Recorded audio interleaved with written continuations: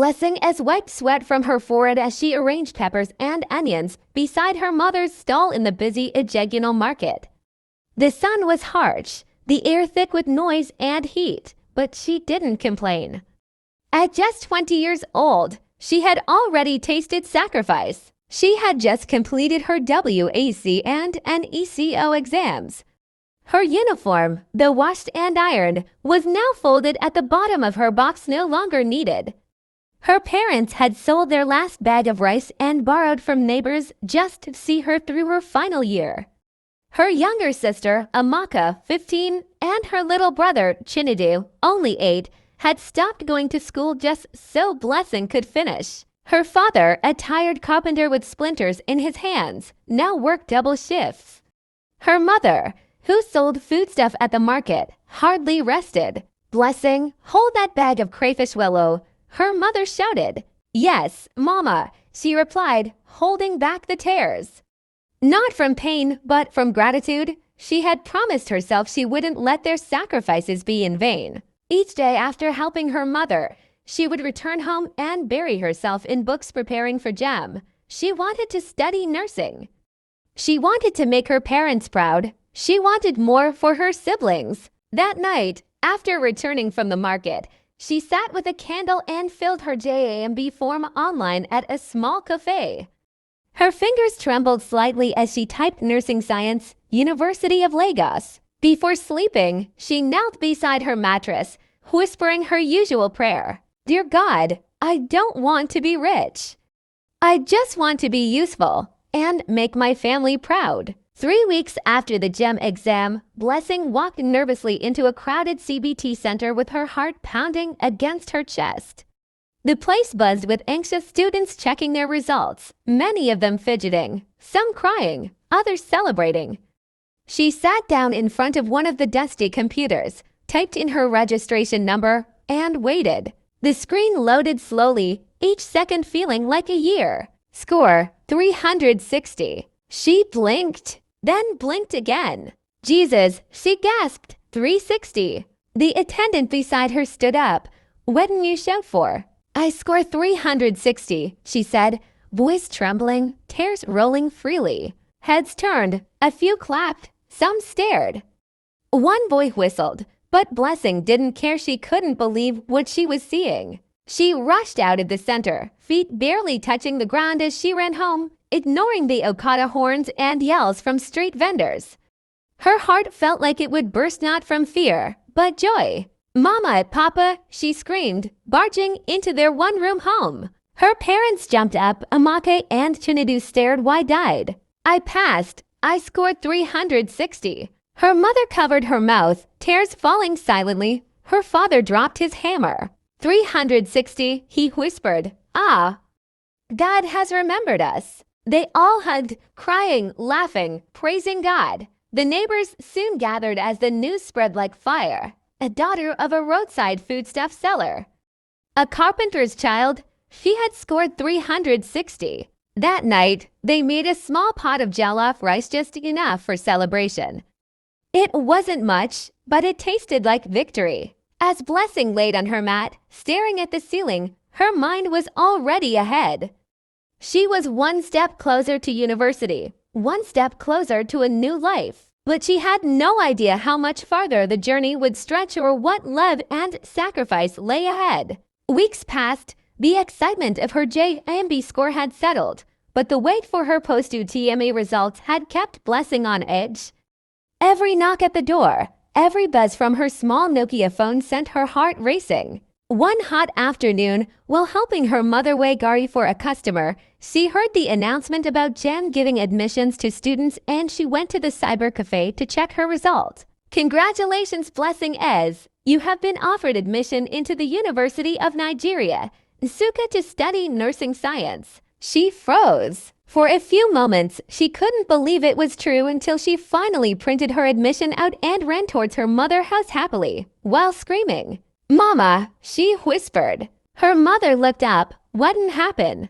"I got admission. I got it. Nursing science." Her mother screamed, drawing attention from the neighboring stalls.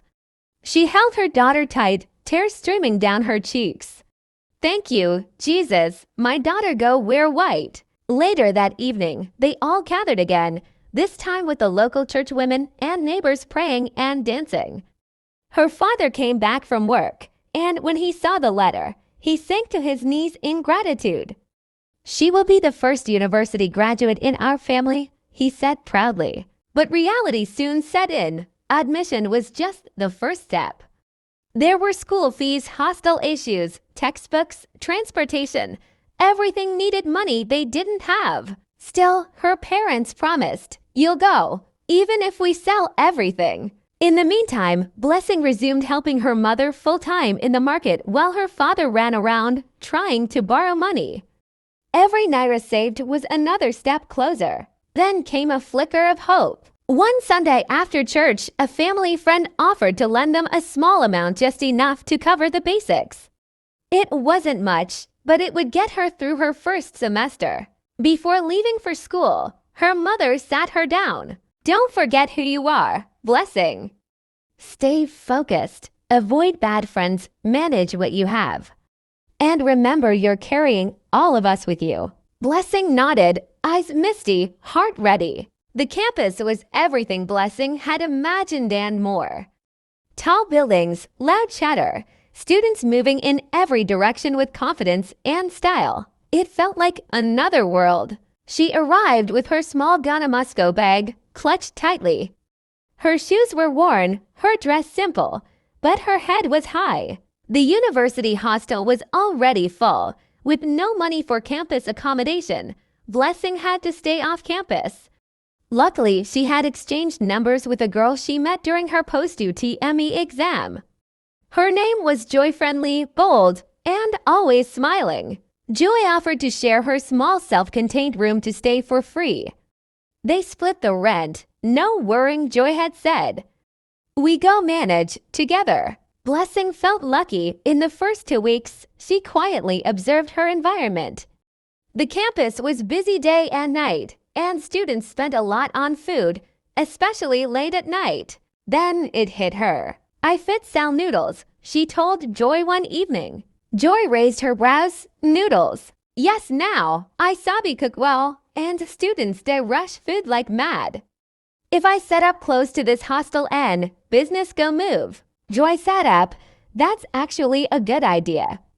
But you get money." Blessing looked down. "No, I no get any startup money." Joy thought for a moment, then smiled. "I fit borrow you, small, make you start. If you pick, you go pay back small. Blessing's heart swelled. "Are you serious?" "I day serious, Joy laughed. "Now so we day help each other." A week later, with a borrowed stove, 1 pot, and 2 plastic chairs, Blessing set up her stand. Her first customer came within 5 minutes. By nightfall, she had sold out. From that moment, she knew something big had just begun. Blessing's noodle stand became the talk of the street. From 6 p.m. to midnight, her small corner was filled with hungry students. The aroma of her well-spiced noodles, fried eggs, and peppered sauce pulled even the proudest boys from their air-conditioned rooms. Have you tasted that girl's noodles, Ichok?" one student said. They didn't just come for the food. They came for her smile, her kindness, her humility. Even when the queue was long, Blessing never raised her voice. "Abig, your change go come. I never forget you," she'd say, wiping sweat from her face. Joy helped when things got overwhelming, and Blessing made sure to keep her promise for paying the borrowed money gradually, no matter how little. Despite the late nights, Blessing never missed a lecture. She'd sleep a few hours, wake up early, and sit in front during every class. Her notes were tidy, her questions sharp, and her results outstanding. Soon, her lecturers noticed her. "That girl is brilliant," one of them said during a department meeting. "She's running a business and still topping her class." Her course mates respected her even more when they discovered what she was doing. Some even helped her advertise. Follow Ed Noodles Billissing on Insta. They'd say best in taste, best in nursing. She started sending money home, small amounts but enough to help her mother rest a bit and her father buy better tools. Amaka and Chinadu were excited when they got new sandals and exercise books. Her parents were proud. She's doing it, her mother told a neighbor one evening. Blessing is changing this family's story. But as the business bloomed and her name spread, someone else had taken notice. Someone unexpected. Someone who would change everything. It was a breezy Friday night. Blessing was frying eggs beside her bubbling pot of noodles when a sleek black Benz pulled up near her stand. The headlights flashed briefly, drawing attention. Out stepped a tall, light-skinned guy in a designer hoodie, gold chain, and sneakers that looked more expensive than her entire setup. 3 other boys followed him, all dripping in confidence. Blessing barely looked up. "Good evening," the guy said, his voice calm but commanding. "Good evening, you're welcome," she replied, wiping her hand on her apron. "How much for 1 plate of noodles with egg?" he asked. 800 naira. "Okay, 4 plates, 1 each." Blessing raised an eyebrow. Rich boys like this didn't usually eat by the roadside, let alone wait in line. But she got to work, fast and focused. As she served them, the guy's eyes never left her. "Your food days smell good," he said. "What's your name?" "Blessing." "Nice name. I'm Rima." The name rang a bell. Every girl in her department had whispered about Rima the rich, fine boy with an expensive ride, rumored to be rude, wild, and untouchable. She gave a polite nod, uninterested in conversation. He noticed. From that day, Rima came every evening. Sometimes with friends, sometimes alone, always to her stand. He'd eat quietly, sometimes help her bring water, or offer to carry a table when she packed up. People noticed. Why Rima Day always go that noodle girl's side, girls gossiped. Maybe not pity, others said. But Rima knew it wasn't pity. He was drawn to her. Her confidence, simplicity, and dignity. One evening, his friend pulled him aside. "Guy, wedding day worrying you, that girl no be your class. Your papa go kill you if he hear." But Rima smiled. "She no need to be my class. I'll raise my class to match hers." One cool evening, just as the sun dipped behind the rooftops, Rima stood by Blessing's noodle stand as usual, but this time, something was different. He didn't bring friends, he didn't joke or ask silly questions. He was quiet, nervous even. Blessing noticed. "You no go eat today?" she asked, stirring a pot of noodles. He looked at her with intense eyes. "I no come for noodles today." She blinked. "Okay, what did you come for?" He hesitated, shoved his hands into his pockets, then took a deep breath. "Blessing, I like you. I really like you. I know say you don't see me like that. Maybe you think I'm a bad boy or one of those rich, useless guys. But since I met you, I've changed. You inspire me." Blessing went still. The spoon dropped from her hand. "I'm not like the person I used to be. I day try. I don't stop smoking. I day even read now," he added, eyes pleading. "I want to be a better person. For you." She stared at him, unsure whether to laugh or walk away. "I know about your past. Rima, you've hurt girls. You act like you own this school. Me, I'm just trying to survive. I can't let someone like you distract me." "I no go distract you," he said softly. "I go support you. I know they play. I love you, Blessing." Blessing swallowed hard. She hadn't expected this. Later that night, she told Joy about it. Joy's eyes widened. "Well, he really said that." Blessing nodded. "Well," Joy said, smiling, "maybe give AM a chance. People can change." Blessing wasn't convinced, but deep inside, something had started to shift. For days, Blessing kept her distance. She didn't want distractions. Studying nursing was tough, and her business demanded energy. Yet, Rema's words echoed in her mind. He wasn't just chasing her like the others. He showed up differently, now quiet, respectful, patient. He no longer came in flashy clothes or with noisy friends.